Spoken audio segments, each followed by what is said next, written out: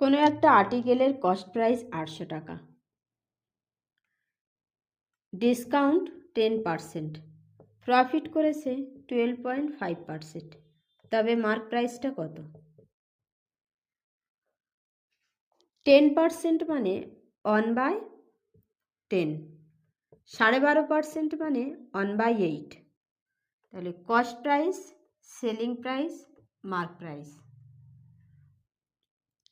Profit করেছে 1/8 মানে cost price 8, selling price 9, mark price 10, selling price 9, 8, 9 আর 10।